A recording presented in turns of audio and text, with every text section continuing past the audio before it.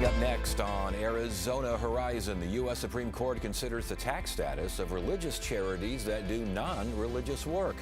Also tonight, we'll hear about a local conference to combat anti-Semitism.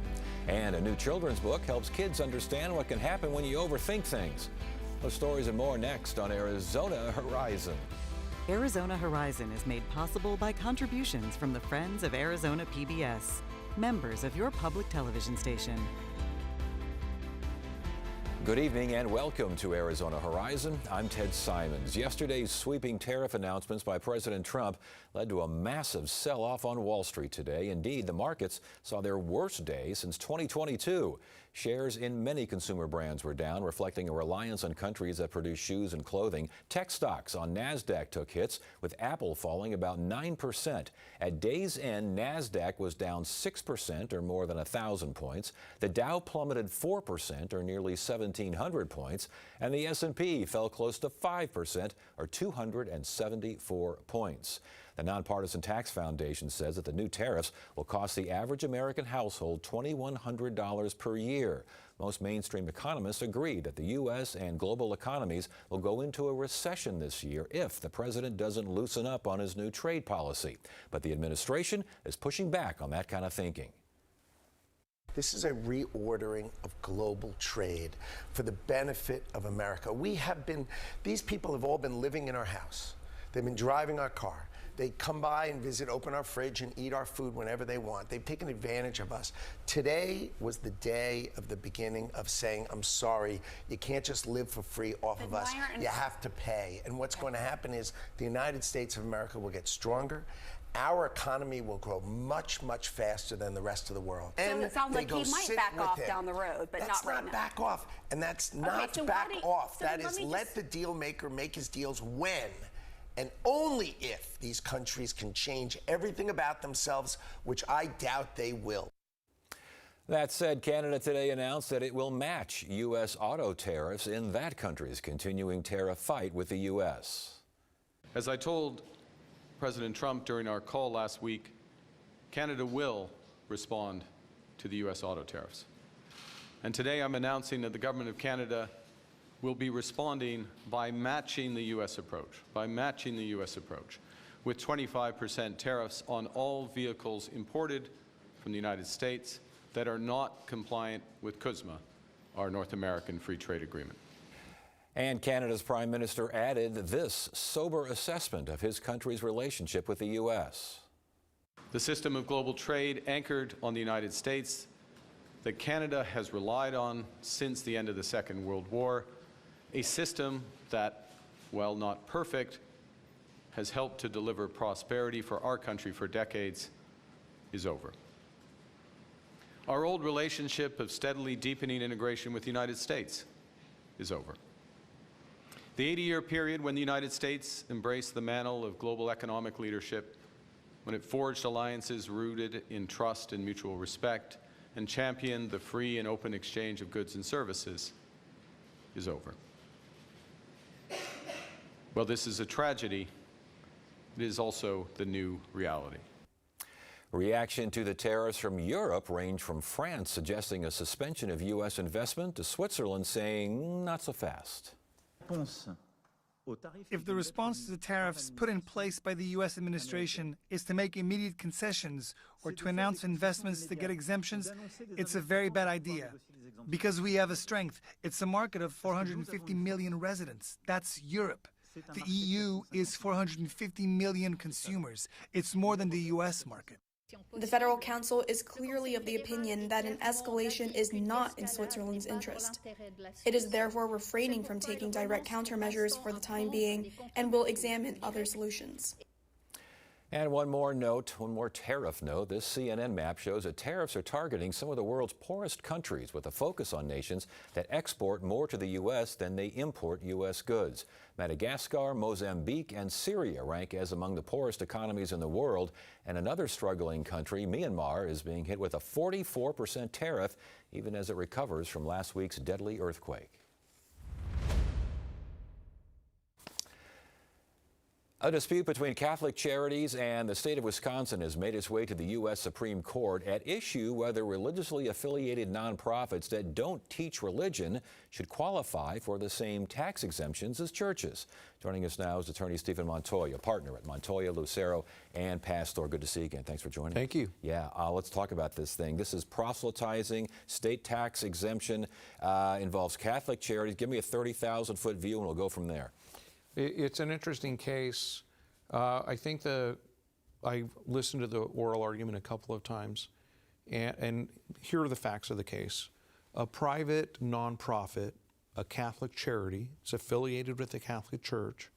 It is motivated by ideals of Christianity, was disallowed from a local state tax exemption because even though the motivation was religious, the service that they were providing, the activity they were providing was not religious, and that was basically feeding the poor because all kinds of individuals and entities feed the poor without any religious motivation.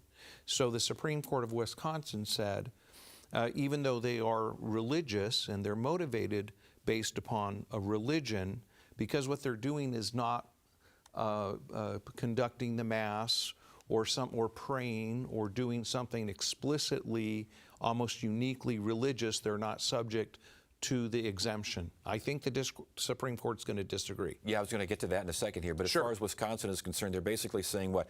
It's the Catholic Charities, they serve and they employ non-Catholics. They do, and that's true. But the reason why they do that, there's in a lot of religions, it's practice your religion based upon your action, not based upon your word. Feeding the poor, employing people, that's a charitable thing. And as you know, or as you may know, one of the three Christian virtues is charity. The sun shines on the believers and non-believers alike, and so does Catholic charity according to them. Does work, the Catholic Charities does work that a non-religious group could and would do. How much of an impact there? I don't think it's going to have a big impact because traditionally Christian organizations have conducted charitable activities. For example, if you trace the history of hospitals in the Middle East and also in Europe, they were all founded by churches. So the fact that they're not praying or proselytizing, I don't think is relevant. I was going to ask the next one was the idea of not trying to sway those you serve. Again, Wisconsin saw a factor there. U.S. Supreme Court, what do you think? I don't think they do because a tenet of Catholicism is not to proselytize. Feeding the poor is spreading the gospel by action rather than deed, and that's a valid religious philosophy according to the court. I think this whole area of law needs to be reworked because the court is having to define religion, and the court has said over and over again, we're not going to define religion, but the court is defining religion in all of these cases, and I'm against the court defining religion, and I'll explain why. Because there are a lot of religions the public disagrees with vehemently. For example, I disagree with the First Church of Satan, and I don't want it to be tax exempt. I don't want the First Church of Satan's flag flying at City Hall along with the cross or the Star of David. So I say leave them all out. I'm against all of I'm for religion, I'm a Catholic myself, but I think these exemptions force the government to define religion, and I think that's a bad thing. I believe in separation of church and state. I think Justice Kagan actually brought that up too. What are we doing here? Are we defining religion? Because this is not what we do. They say they don't, but they do. Okay, the implications of this, and especially in things like Catholic run, but not necessarily Catholic restricted hospitals and other things in the community, other religious things in the community associated with the religion, but not proselytizing, and it's not a place of worship. It's problematic. That has come up too. For example, I work right by St. Joseph's Hospital, and 3 of my kids were born there. It has a couple of crosses right on the top. They don't perform abortions there because it violates the tenets of Catholicism. Does that mean all of their employees are tax exempt? I think not, for the reasons I've already articulated. However, if and when the court rules in favor of this Catholic charity, the next thing that's going to happen is maybe a free clinic offering medical services to the poor will claim tax exemption. That's where I was going next. I mean, does this limit the ability to keep groups from claiming, hey, I should get an exemption here? I don't think it does, and that's why I'm against it. And I don't think it does because to say, oh yes, it does, really forces the court to do what it has promised not to do, and that is to define religion. And I'm against the court defining religion. Okay, decision maybe what, end of June, something like that? Yeah, end of June. I think it's probably going to be a unanimous decision for the petitioner. When I was listening to the oral argument, I was actually surprised they took the case. The only reason why they did take the case is because they were reversing the Wisconsin Supreme Court. They did not want to allow that decision to stand. When you listen to the arguments and such, it sounded, at least the reports sounded like the liberal justices were also very interested in this and also swayed by Catholic Charities. No, I think they were, but I think that both Justice Jackson and Justice Sotomayor were a little bit more sympathetic to the argument that I've been trying to articulate, that the government really needs to stay out of this and treat all these entities alike. I don't believe that religion should be elevated above other forms of free expression. With that in mind, last question here. If it doesn't have to be unanimous, it's obvious, it looks like to me like it's going to pass. Correct. When it goes through, what's next? What's next is the Catholic Free Clinic says, hey, we're not going to pay taxes anymore either, because even though we're serving everyone and some of our servants are a-religious, it falls under this precedent. Yeah, Stephen Montoya, Lucero, and Pastor. Always good to speak with you about these constitutional issues. Good to have you here. Thank you, sir. That is utterly remarkable. Whales coming up! Hold on. This is huge. Here we go! The more whales you have, the healthier the ocean is. They're the biggest land animals that have ever existed. The most special thing is going somewhere that nobody ever has before.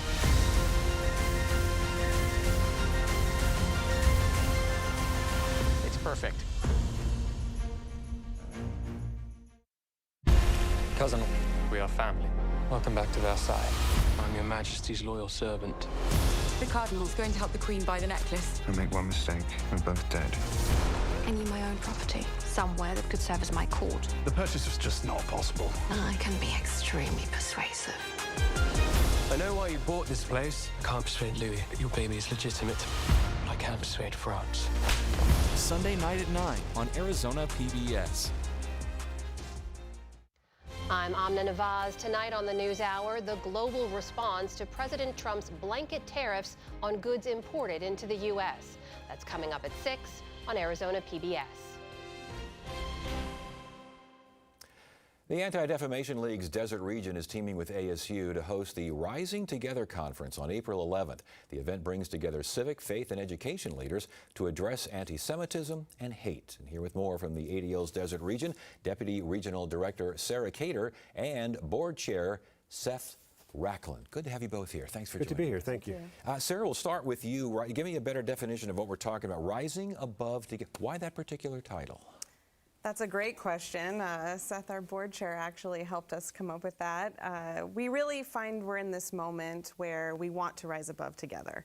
It's been a challenging 18 months with the rise of anti-Semitism nationally and in our community, and we're trying to do something a little differently here in Arizona in our community. It looks as though, Seth, the focus is on contemporary anti-Semitism, which kind of perked my interest here. How does contemporary anti-Semitism differ from what we've seen in the past? Yeah, I mean, contemporary anti-Semitism, heavily dependent on online capabilities for organizing people, for spreading messages. And in fact, in a lot of ways, I think the virality of the online world is contributing to a lot of the anti-Semitism we see. So I think we all need to be more sensitive to how misinformation and disinformation spreads, and as a consequence, deal with it. Is it a different kind of hate? Or is it all the same, just wrapped in different clothes? I would say probably the latter, yeah. Right? So we know the origins often are the same, but they're manifesting in different ways, and we're using modern technology. And also connections to other forms of hate, I would imagine, is going to be part of this process, part of this conference. Definitely. I mean, our mission to stop the defamation of the Jewish people and secure justice and fair treatment for all really has motivated us to engage with the entire community and bring together all different sectors, including interfaith, elected officials, and people from the corporate world as well. Talk more about, though, the connections between anti-Semitism and other forms of hate. Yeah, I think, throughout history, we've seen that anti-Semitism and racism and other forms of bigotry travel, they're great fellow travelers, if you will. And I personally was inspired to join and get involved in the Anti-Defamation League by the Charlottesville protest riot. And, that was ostensibly a racist riot, but anti-Semitism bled into it in very important ways. The Jews will not replace us was really kind of what got me going and got me heavily motivated to do something about anti-Semitism and racism and hate. Real quickly, when you heard that slogan and that kind of speech, did it surprise you? It surprised me a lot. I mean, I've had a very comfortable life here in America as a Jewish person, and didn't really feel that there were active people out there who hated me. And that's probably my naivete, but so be it. But when they said Jews will not replace us, I always thought I was part of the us. Yeah. And that's what really stood out to me. And Sarah, the same question to you, because it just seems as though, call it naivete, call it what you will, but it seems like when this stuff, it surprises me. It surprises me when I hear people still say a bunch of things regarding a bunch of different aspects of bigotry and hate and all. I think, hasn't that gone away? Does it surprise you? I mean, to be honest, it didn't quite surprise me so much. I'm the granddaughter of Holocaust survivors, and growing up in that family with that legacy. Mm-hmm. Sometimes my dad will now say he's glad that his parents who survived Auschwitz and the Gulag aren't here to see what's going on today, and that breaks my heart, but also emboldens me even further to continue to fight this fight against anti-Semitism and all forms of hate. And again, the Rising Above Together is April 11th. Who will be speaking? What's involved? Some of the topics? It's a very exciting day with lots of amazing speakers, including the Attorney General, Congress people. We have Eric Ward, who's a leading civil rights speaker, who will be speaking about the connection between anti-Semitism and extremism. And I saw it here, fighting hate with music. How does that work? Yes. We're very happy to be featuring a composer who's written some pieces that are directed at elementary and high school students that deal with how we should remember and how we should think about the Holocaust and how we should make sure that it never happens again. The idea of it being an impactful learning experience. How do you make sure it's an impactful learning experience? How do you know it's working? Well, one thing we're very excited about is this is a program with Arizona State University. Yes. They are our co-host, and so we will have a track for students. We have many educators that are a part of our panels to help ensure that it is a really good learning experience for all who attend. How do you make sure, though, that those who need to hear this message get the message? I mean, for lack of a better phrase, preaching to the choir here. How do you get past that? Yeah, I would hesitate to say that we're going to have lots of anti-Semites and racists attend the conference and walk out enlightened. That doesn't happen. The mission really is twofold. It's number one is to give people who care the tools and the insights to address this with those who hate, and also I think equally importantly to recognize that there's a community of people who actually care about this issue and not feel as alone, because when you feel hated, you feel alone. And a big piece of this is really showing the level of solidarity, the level of allyship across the community, not just Jewish people, but really everybody. And I think if people walk out feeling that way, I think we will have had a success. All right, good idea to get that out of the event. I guess that you agree with what you want to get out of the event, something like that. Definitely. You know, the day after our conference is the Jewish holiday of Passover, where we remember the Exodus from Egypt. And every year we tell the same story of the persecution of Jews, and we wonder, why are we telling this story again? But we really try to meet the moment and remember. I'm reminded of the words of Hirsch Goldberg Poland's mother, Rachel. Of course, Hirsch, the hostage captured by Hamas and murdered in captivity. And she said, hope is mandatory. I think that's really the message of Passover, and we really intend for that to be the message of this conference. Sarah Cater, Seth Racklin, good to have you both here. Thank you so much for joining us. Thank you. A new children's book uses storytelling and humor to help younger readers better understand their feelings. The book is titled It Started with a P. That's the letter P. The book will be released next week, and the author, a local author at that, is Brittany Pomales. Good to have you here. Congratulations on that book. Thank you so much. It's a long time coming. I was going to say, when you look at the cover, what do you think? Relief that it's finally here. Yeah. Publishing takes a while, from idea all the way to book. I'll bet. Okay, it started with the P. There's a little king in this book, and he rules that, the letter P must go. He's basically overthinking things, isn't he? Yes. He has a nightmare the night before his birthday party that something that starts with the letter P is going to ruin everything. And we can't have that. What kid wants their party ruined? Right. So we can't have that. And he decides, with his king powers, to ban everything that starts with a P, including the pizza that would have been at the party, presents, eventually the people. It kind of gets a little out of hand, and you can't have a party without people. Eventually he figures out it wasn't the P he thought. Right. We won't give away what the P word was. No, we'll keep that Yeah, secret. we'll keep that because that's kind of a fun thing. But there's alliteration going on here. A lot of pictures, a lot of great illustrations. It's kind of a way to keep the kid moving on with the story, but also realizing that this king needs to get it together. It's a wide range, 4 years old to 8, and you wonder, how do the little young ones take it and the older? So the P's really help those younger kids because it's fun to hear your parent say the word P over and p. It's super fun and fun to say if you're the parent reading. And it's a read aloud book, isn't it? Yeah, it's meant to be read aloud. I use a little bit of big words there, so the 4-year-olds probably won't be saying preposterous, perplexed. Yes. But it's part of the fun with the P. And the hidden illustrations on these pages here? There are. So there's a big scene where all the people are being put into paddle boats. And there are P's that aren't actually in the text. So they're getting the pets on board, and so you can see maybe like a poodle, which isn't in the text. And there's some other animals there that aren't listed, so you can try and guess all the P's that are throughout. Very interactive for a book that has no electronics to it. That's pretty good. We're trying to make your money worth it. Yeah. Because books. Andrew Joyner is the illustrator. He's a big deal, isn't he? He is a New York Times bestseller. He had done some Dr. Seuss stuff prior as well as his own titles. So. How'd you join up with him? My publisher had him do some work from him before and thought that he'd be perfect for it, which is great. It's got a classic feel, but sort of with a modern story, so you're not reading the same story over and over again. Right. It's something fresh, but feels kind of old. This is your first children's book? It is. What got you going here?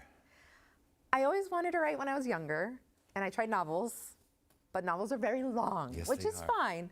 But not for everyone, and I tried short form and got into picture books, which seems really easy. 500 words, no problem. I assure you it is not that easy.